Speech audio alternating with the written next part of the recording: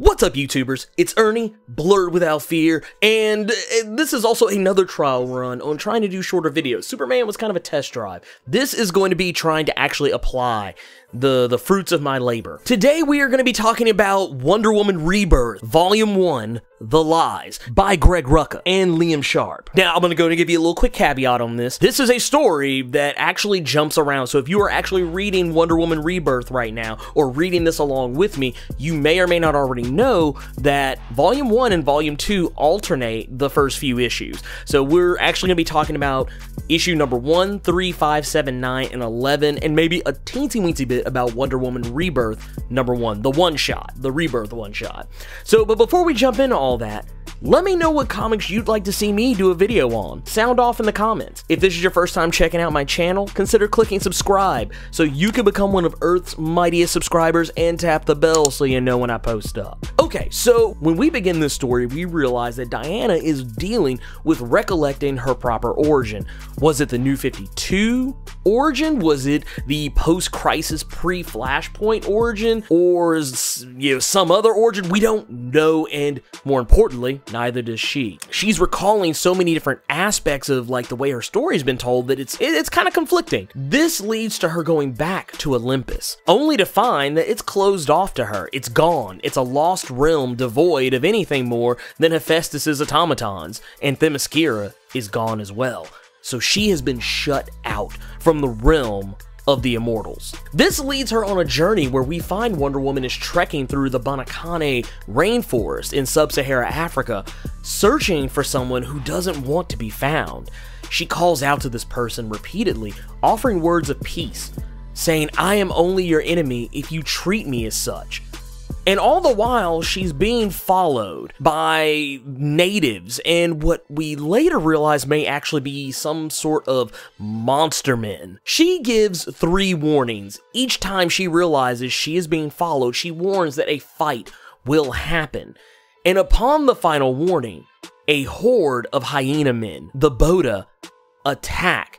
But they're, of course, no match for the mightiest of the Amazons. And a new challenger has come, striking Diana with tooth and nail. Enter Barbara Ann Minerva, the Cheetah, one of Wonder Woman's most iconic enemies. Short of Ares, probably her most iconic, and maybe even more so than Ares. And Diana knows that if anyone can help her find Themyscira, help her get back home, it would be her. Cheetah wants no part of it though, but enjoys watching Diana plead for help. She blames Diana for leaving her to suffer under the hand of Kartaga, a dark god of nature. And I won't lie to you, man, I don't really know a whole lot about this particular part of the backstory, so I'm gonna largely avoid it for the most part, because that's New 52, anything that happened there, and I haven't really read all of that Greg Rucka run, so I'm not really gonna touch on it here. We're just gonna focus on Greg Rucka's current run of this. All you really need to know, though, is that Diana and Barbara Ann Minerva have a very tenuous relationship. To say it's complicated would be an understatement. Diana tries to remind Cheetah they were once friends, and they still are, and they always will be, but Cheetah still feels hatred towards her and can't let it go. While Diana's trying to reconcile with her, a fight with the hyena men breaks out. Once again, the hyena men are no match for Wonder Woman, let alone Cheetah, and Cheetah loses it and begins eating the heart out of one of their fallen because the curse she is inflicted with demands she devour the flesh of man in order to live. And it's almost kind of akin, and I know y'all are probably sick of me and my analogies, but this is not really unlike someone suffering from drug addiction. And when she doesn't consume man flesh, she begins to feel the pangs of withdrawal, and probably like with most people suffering drug addiction trying to kick it, it hurts her, and in this case is likely killing her. Diana tries to help her resist this urge as she becomes more and more feral, and she finally gets Cheetah to relent, and she just breaks down from the pressure. And it's here that Cheetah decides she will help Diana find her way back to Themyscira, but Diana must do something for her first. Help her kill Kartaga, the dark god, freeing her of the Cheetah curse. Meanwhile, in the realm of Steve Trevor, we see he has his own troubles. Steve Trevor is running an operation in sub-Sahara Africa, about roughly 300 miles away from where Wonder Woman and Barbara Ann Minerva are. While he's there, he winds up attempting to locate the men responsible for killing and wounding the people of a village in the area and finding their kidnapped women and the daughters of the village. Unfortunately for him and his men, they find the jungle that Kataga is lying dormant in and walk into a trap spearheaded by the madman who ransacked the village, Colonel Kadula, who plans to sacrifice Trevor to resurrect his dark god Kataga. As he prepares Trevor for the transformation, he explains how Kataga came to be trapped in this jungle, explaining the unfaithful, likely meaning the women that Kataga enslaved under his curse, rebelled and imprisoned him. Kadulo's plan is to ascend as a god himself so that when he transfers Kartaga's essence into Steve Trevor, he also transfers himself as well. But have no fear, Diana arrives in time to find Trevor's men as well as the women and the daughters of the village. And it's here that we learn from Cheetah that Kartaga demands being attended and worshipped by women, which is why he needs the women and the daughters of the village, why they've been taken captive, so that they can become his new subjects. And he also demands that one of those women become his bride and take the mantle of Cheetah, something that Barbara Ann Minerva did. And once they were, quotey fingers, married, he became angered because Barbara Ann wasn't a virgin. So he cursed her, causing her to have to feast on the flesh of man. But Diana seems to think this origin, like Diana's own memories, are false, due to no fault of Cheetah herself. As Kadulo is performing the rites to revive Kartaga, Trevor says there's something you should know about Wonder Woman. She usually likes to give 3 warnings, but I don't think you're gonna get them, as Wonder Woman comes crashing down, disrupting the rites and nullifying the transference. Diana and Trevor get a brief reunion.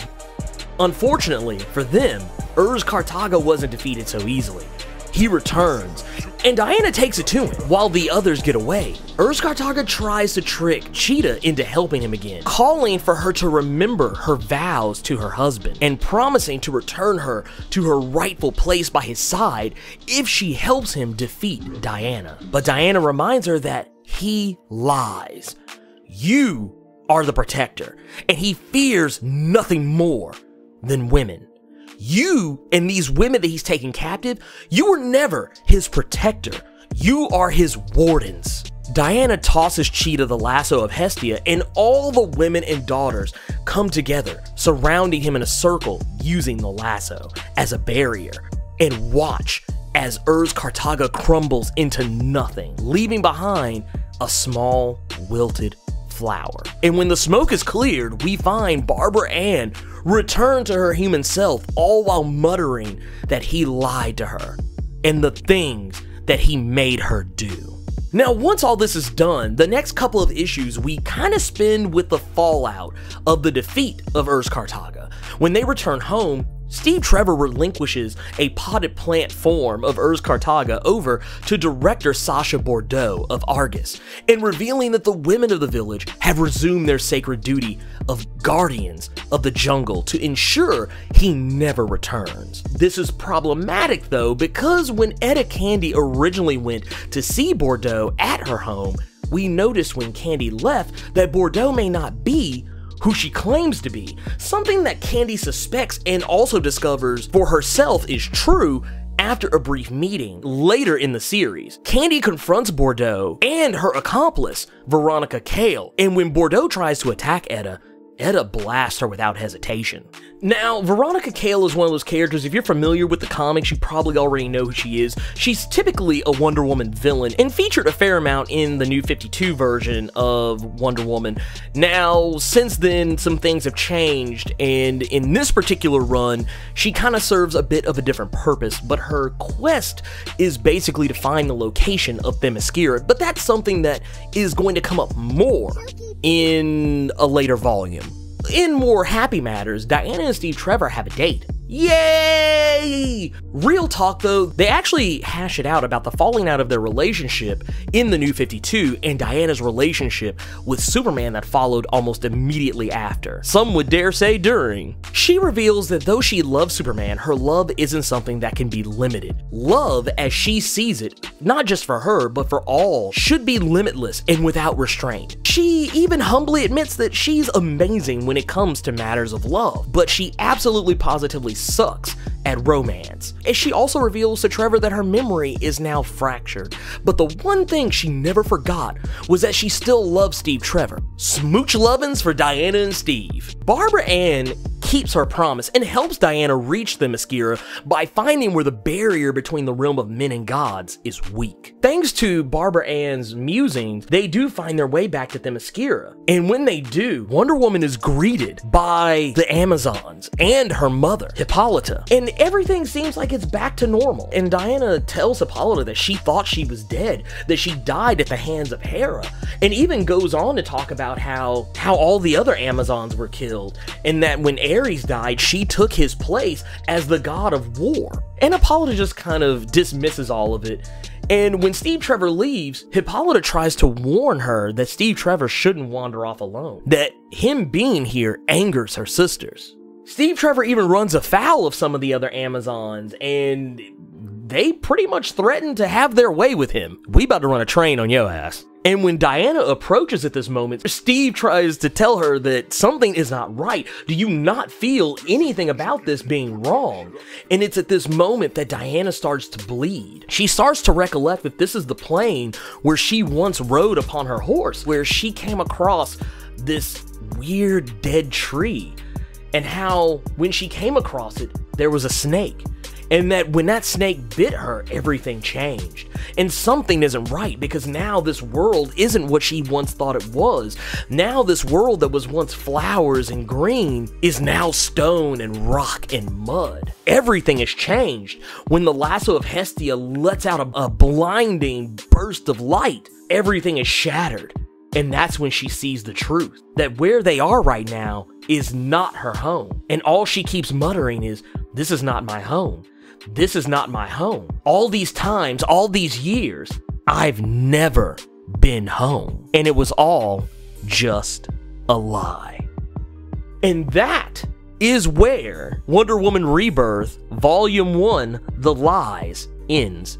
This is a really solid story that has a lot of history behind it, and I won't lie, if you aren't up on a lot of the continuity of Wonder Woman, it can be a bit hard to follow as far as like, you know, oh, well, what's this supposed to mean? Is this supposed to be a big deal or whatever? But I mean, even for me, a guy who has not read the complete or even much of, I think I've only read really the first volume of Wonder Woman New 52, I could still follow it, and I really enjoyed the story. Also, it helps that Cheetah is one of my favorite DC Comics villains, and I don't even really know why, because I haven't even read a lot of stories with her, but I just think she's an interesting character. But anyways, it's a really good story, and I highly recommend you check this out. I even left out some things. I got a lot in this video without really going over the time limit that I set for myself, so I'm really proud of myself. Pat on the back. But I also tried to do it without giving away too much of the story, because I still want you to go back and read this book. This is a really good run. This is, I know y'all hear me talk about Hal Jordan and the Green Lantern Corps, and trust me, I'm gonna do a video on that soon, because woo, such a good series. But anyways, let me know what you thought about Wonder Woman Rebirth, and if you're reading it, tell me what you think about it so far. Sound off in the comments. If you enjoyed this video, click the like button. And if you want to see more awesome videos like this one, be sure to hit subscribe so you can become one of Earth's mightiest subscribers, and tap the bell so you know when I post up. Thank you for taking the time to watch this video, and I will see you all next time. Plus Ultra!